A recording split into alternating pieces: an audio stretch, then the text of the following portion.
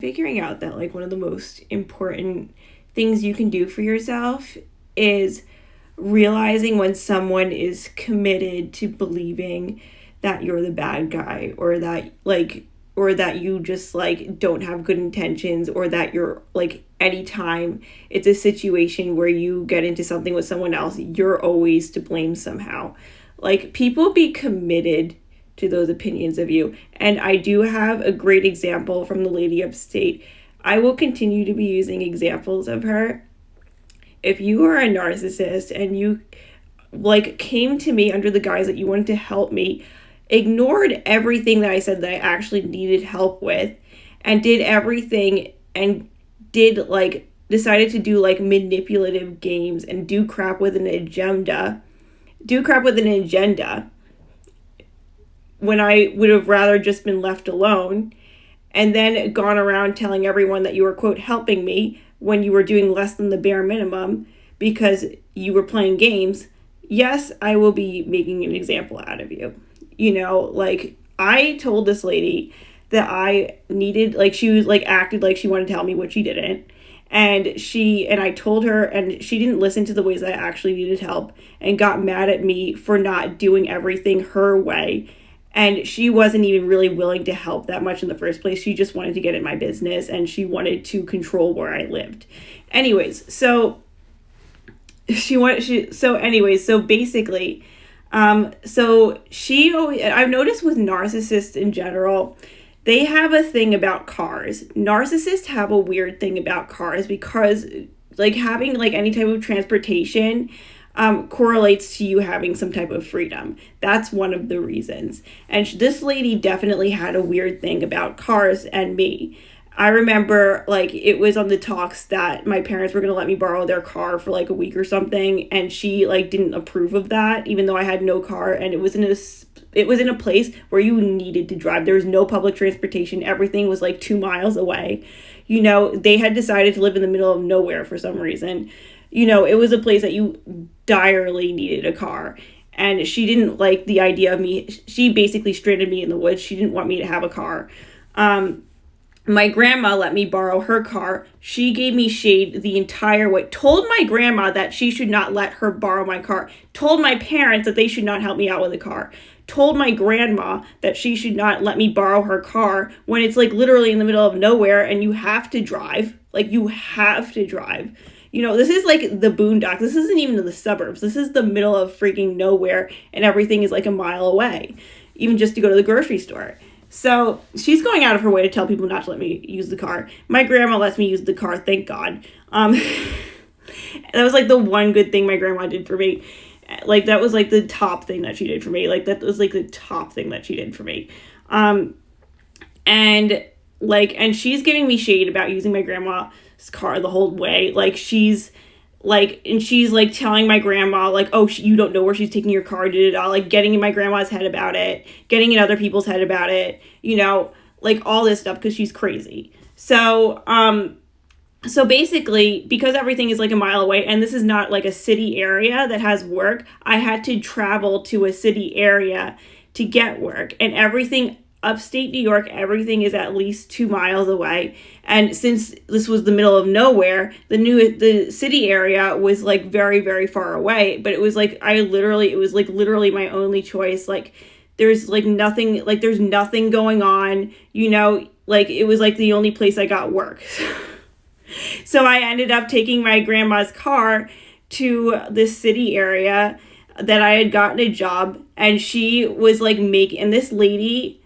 So basically all I did was take the car to that job that I had in a city area and take the car to a grocery store to get my grandma. And I was also shopping for my grandma. That was one of the ways I was contributing, is I was like picking up my grandma's groceries and everything like that. So I would get my grandma groceries and me groceries at the grocery store, and I would go to work. And that's what I did with the car. And this lady had it in her mind that I was taking joyrides, you know, that I was going everywhere. Like, And it finally came to a head when I had fallen out with my grandma, and I was like, and I took my grandma's car to go to my parents' house upstate just because I needed the car in order to go there. But I wasn't trying to steal the car, I just needed to go to my grandma. And then I gave it, and then this lady, obviously calls me, or I called her or whatever, and giving me attitude about the car. I was like, listen, and I knew, this lady just was not going to have a good opinion of me with the car.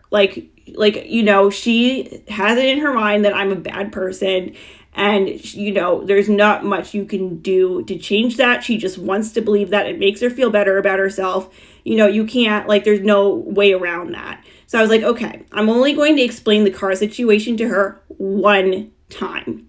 And I did. I was like, look, I had no, ill intent with the car, and very respectfully. And I was like, and she was like, oh, okay. Made believe she went along with it. Gave her the keys to the car. They gave the car back to my grandma. Then, she's driving me around, and she probably and this was how she was able to ditch me in the woods. She was giving me car rides once a week, and to these therapy sessions that she wanted me to go to this awful therapist. And she was trying to get all involved and trying to get me in a housing system out there. She was trying to classify me as a person who's disabled, and she wanted me to be in a housing system in the middle of nowhere with no car, with other people who were disabled. That was her goal. So anyways, I'm sorry. Anyways, and she also wanted me to have an apartment in the middle of nowhere with no car and working at some rundown grocery store. That's the life path that she had in mind for me.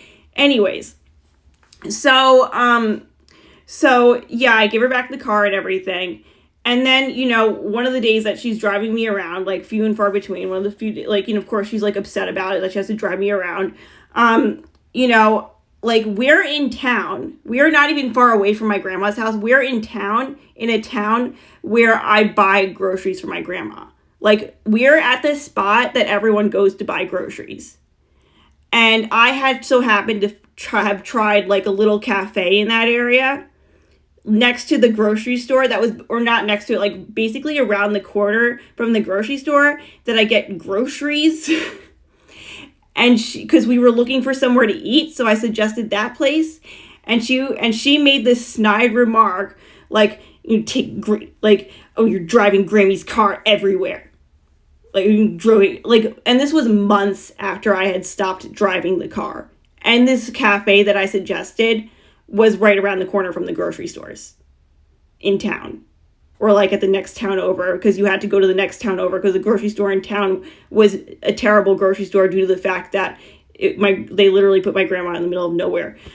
So she makes that snide remark in response to me just recommending a cafe because we were looking for a place to eat.